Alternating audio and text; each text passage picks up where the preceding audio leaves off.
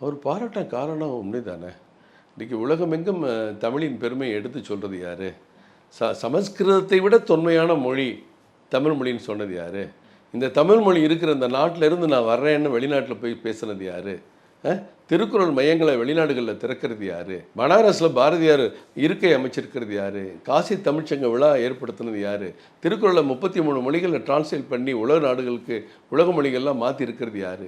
தமிழ்நாட்டின் ஒரு அடையாளமாக ஆட்சி நிர்வாகத்துக்கு அடையாளமாக இருக்கிற தமிழ் கலாச்சாரத்தின் செங்கோலை போய் பார்லிமெண்ட்டில் நிறுவியது யார்? 10,000 ஸ்டூடெண்ட்டை ஒன்றா உட்கார வச்சு தமிழ் கற்றுக்கொள்ளுங்கள் என்று சொல்கிறது யார்? யோசிச்சு பாருங்கள். அன்றைக்கி நான் டெல்லியில் போனேன்.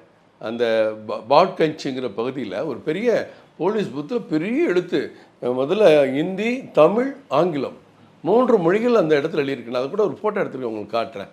அப்படி எல்லா இடத்துலையும் இன்றைக்கு தமிழ் வந்திருக்கு. எல்லா மாநிலத்திலையும் தமிழ் மொழியை பற்றி பேசுகிறாங்க. எல்லா அமைச்சர்களும் சரி, அந்தந்த மாநில முதலமைச்சர்களும் சொல்லி தமிழ் இந்த 3வது மொழியாக கற்றுக் கொடுக்கறதுக்கு ஏற்ற வாய்ப்பு உருவாக்கலான்னு யோசிக்கக்கூடிய நிலைமையை இந்தியாவில் உருவாக்கியிருக்கு யார்? பாரத பிரதமர் தான். நான் தான் சீமான் சொல்லியிருக்கிறாரு. அது வரவேற்க